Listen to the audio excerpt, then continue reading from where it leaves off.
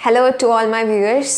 तो हमने previous video में इस चैप्टर का इंट्रोडक्शन पढ़ लिया था, तो आज हम पढ़ने जा रहे हैं इसके टाइप्स। ठीक है, एसेक्सुअल रिप्रोडक्शन के टाइप्स।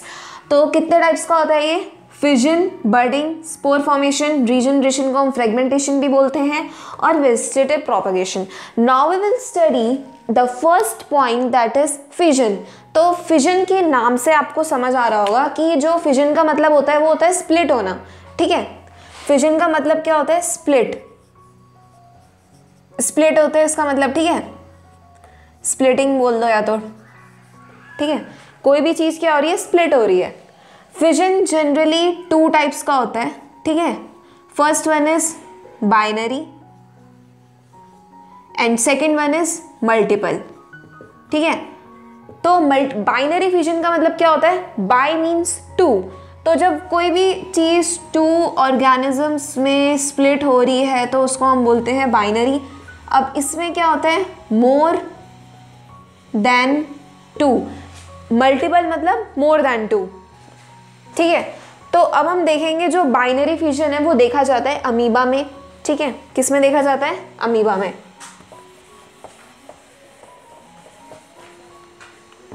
अमीबा की हम बात करते हैं।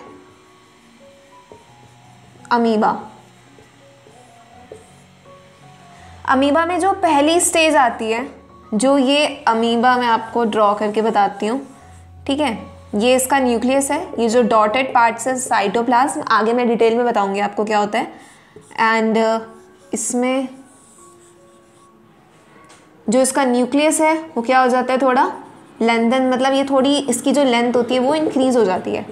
ठीक है, अब थर्ड स्टेप में क्या होता है? जो ये अमीबा है तो न्यूक्लियस क्या हो जाता है इसका? ये सेपरेट हो गया न्यूक्लियस। ठीक है, तो इसके बाद इसकी जो फर्स्ट सेकंड थर्ड जो फोर्थ स्टेज है अमीबा की, इसमें क्या होगा? जो इसका साइटोप्लाज्म होगा ये डिवाइड हो जाएगा। इसका साइटोप्लाज्म डिवाइड हो जाएगा, इसकी लेंथ इंक्रीज हो जाएगी। फिर उसके बाद ये क्या होगा? जब इसमें साइटोप्लाज्म में डिवीजन हो गया, उसके बाद ये टू डॉटर सेल्स फॉर्म कर लेता है। तो now will study in detail कि इस प्रोसेस में हुआ क्या। आपको समझ में नहीं आया होगा, आई नो। तो अमीबा में फर्स्ट स्टेज में क्या हुआ? ये इसका न्यूक्लियस है। ठीक है, मैं आपको लिख के बता देती हूँ। ये न्यूक्लियस है, ये इसका साइटोप्लाज्म है। ठीक है, ये इसका क्या है? साइटोप्लाज्म है। तो अमीबा जब अपनी मैक्सिमम सेल ग्रोथ अटेन कर लेता है तो उसमें क्या होता है? डिविजन्स होने लगते हैं। ठीक है, पहले उसका न्यूक्लियस लेंथन करेगा। सेकेंड स्टेज में क्या होगा? जो उसका न्यूक्लियस होगा उसकी लेंथ क्या हो जाएगी? उसकी लेंथ इंक्रीज हो जाएगी। ठीक है, तो सेकेंड स्टेप में क्या हुआ? न्यूक्लियस की लेंथ इंक्रीज हो गई। फिर थर्ड स्टेप में क्या हुआ? न्यूक्लियस डिवाइड हो गया। ठीक है, न्यूक्लियस सेपरेट हो गया। उसके बाद फोर्थ स्टेज में क्या हुआ? साइटोप्लाज्म की लेंथ बढ़ी है। फोर्थ स्टेज में साइटोप्लाज्म लेंथन्स करा है।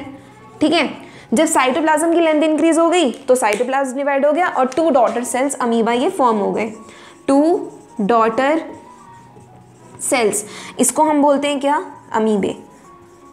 ठीक है, तो आई होप आप सबको समझ में आएगा ये प्रोसेस जितना भी था। ठीक है, तो हम सेकंड की बात करते हैं इसकी, मल्टीपल फिजन की।